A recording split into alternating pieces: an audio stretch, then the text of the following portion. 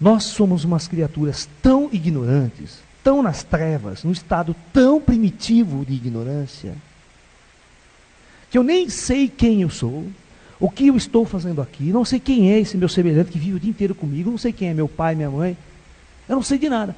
Agora você imagine, eu, não sabendo de nada, fazendo um modelo de Deus, fazendo uma imagem de Deus, certamente vai estar errada. E eu vou passar essa imagem de Deus para todo mundo e fazer todo mundo seguir essa imagem de Deus completamente distorcida e errada. Aí vocês vão ver o que a religião vai fazer com as pessoas. Criar uma imagem, criar uma verdade, impor ela, e as pessoas vão passar a acreditar que aquilo é a verdade, que aquilo é o caminho, vai viver sacrifícios, vai viver enclausurada num templo, como freiras enclausuradas, não sei o que tem, e todo mundo não vive para o mundo. Ela cria uma visão de que aquilo que Deus quer, aquilo que Deus gosta, aquilo que agrada a Deus, aquela atitude que agrada a Deus. Mas será? Eu vou mostrar como que Jesus pensava completamente diferente de todo mundo nessa visão. Se você olhar o Evangelho de uma forma clara.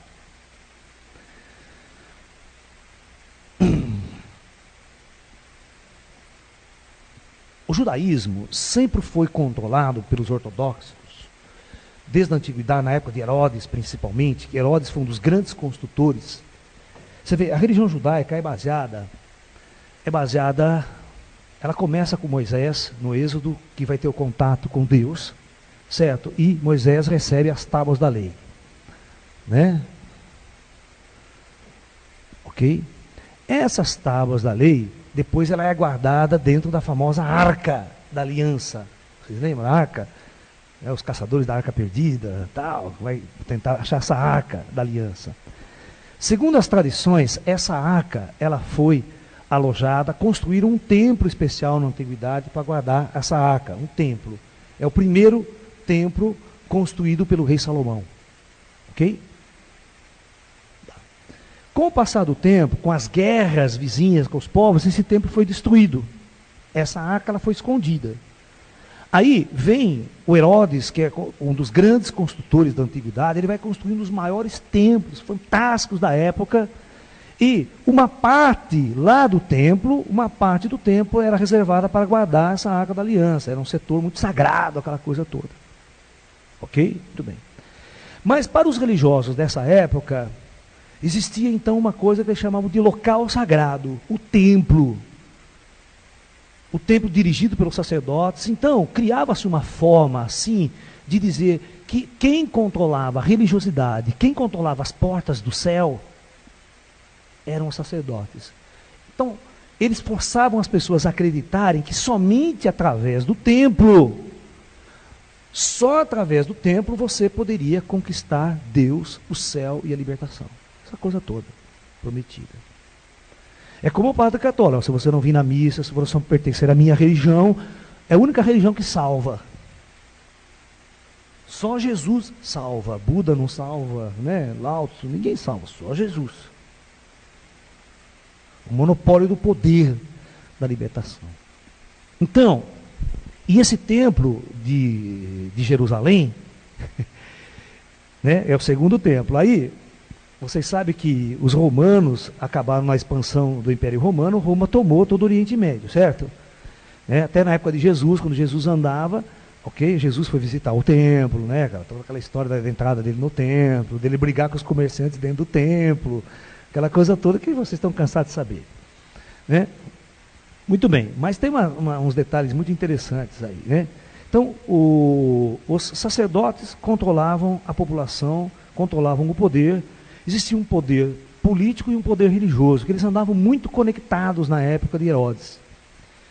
E depois com a invasão do Império Romano, depois da morte de Jesus, 73 anos, no ano de 76 depois de Cristo, há uma revolta judaica para tentar libertar Jerusalém do jugo romano, né? No entanto, eles não conseguem. Roma manda um exército violento, mas Roma destrói tudo, e expulsa todos os judeus daquela região.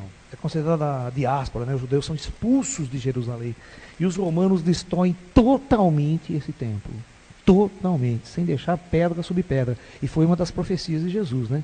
Quando ele entrou pelo templo, ele falou assim: Um dos discípulos dele ficou encantado, que nunca tinha visto uma coisa tão bonita, maravilhosa, aquele templo, né, de pedra, construído por Herodes, portal de entrada. E o Jesus olha e fala assim: olha, e em verdade eu vos digo que não passará uma geração sem que reste pedra sobre pedra desse templo. E a profecia dele se cumpre. Hoje, por exemplo, a única coisa que resta desse famoso templo é o Muro das Lamentações que vocês viram na televisão lá. Os judeus que ficam lá, tem um paredão lá. É muito interessante que tem um paredão, né? Existe um paredão de pedra enorme, assim, ó. Tudo de pedra que ainda... E lá, aqui no alto, é uma planície, onde está construída a mesquita, que chama a Cúpula da Rocha, que é um templo sagrado para os muçulmanos também. Só que foi construído em cima da base da onde era o antigo templo de Herodes. O antigo templo, essa encrenca que dá lá, o conflito das duas religiões, dos palestinos e dos judeus. E os judeus, eles ficam aqui embaixo. Você vai ver que os ortodoxos, eles ficam lá, eles ficam rezando assim, ó, na frente do muro. Você vê que eles ficam assim, com a roupa preta, aquele cabinho, são os judeus ortodoxos. Eles ficam ali.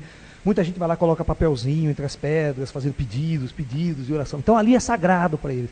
Porque é o único vestígio do templo de 2000 anos atrás. Onde tinha a Arca da Aliança e tinha toda a tradição religiosa do judaísmo do judeu. Muito bem. Então esse templo para o judeu sempre foi extremamente sagrado. O local sagrado, o local onde estava as tábuas, onde Deus estava ali para os judeus. Jesus, quando ele chegou, por isso que ele não foi aceito pelos judeus. Ele foi extremamente revolucionário nessa questão de religiosidade, de religião. Jesus era um cara religioso. Ele não era religioso, mas tinha religiosidade. Tinha espiritualidade. Mas ele não pertencia a nenhuma religião. Ele não pertencia à religião. Ele desafiava constantemente os sacerdotes judaicos. Lembra aquela história que ele começou a discutir com os judeus, com os sacerdotes judeus? Ele falou: em verdade eu vos digo, meu cara, que aquelas crianças que estão brincando ali, ela entra no reino dos céus muito primeiro que vocês.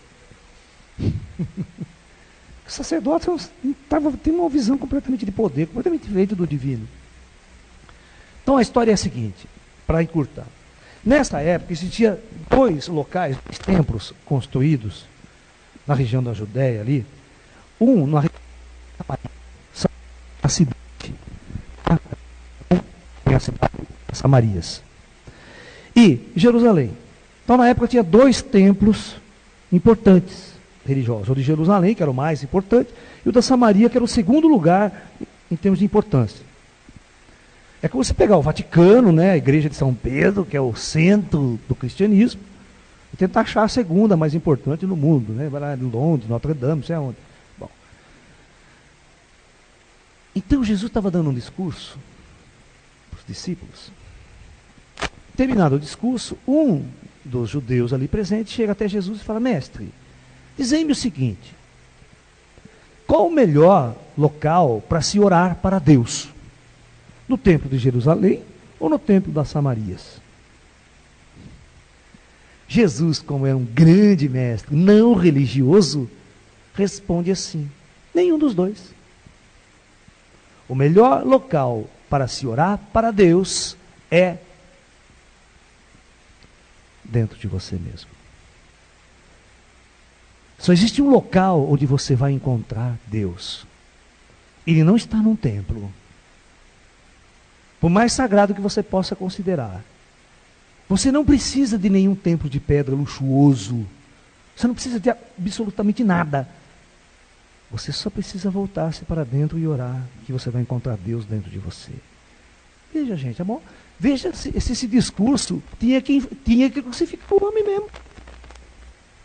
Porque ele era revolucionário, ele era altamente contra os conceitos religiosos impostos pelos poderosos da época. Veja, ele libertava o indivíduo do escravatismo dos templos religiosos e dos sacerdotes. Jesus libertava você, porque quando ele fala assim para você: volte para dentro e reze aqui dentro, você não precisa de sacerdotes, você não precisa de ninguém. Você não precisa de templo, você não precisa de ritual, você não precisa de roupa especial para fazer isso. Você não precisa de hora especial. Por isso Jesus mostrava um outro caminho. Por isso ele fundou, né, uma nova visão de mundo. O problema maior é que, com o passar do tempo, as más interpretações da sua doutrina, de seus ensinamentos, levaram à formação de outras religiões mais problemáticas do que se possa pensar, escravizando mais o homem ainda, né? Mas se você analisar Jesus ao pé da letra, se você analisar, você vai perceber que Jesus sempre pregou uma individualidade religiosa. A não necessidade de você pertencer a qualquer instituição religiosa para encontrar Deus. Porque Deus não está em nenhum lugar. Deus não pode ser prometido por nenhum mestre, por nenhum sacerdote, por nenhuma religião. A salvação não pode ser prometida por nenhuma religião.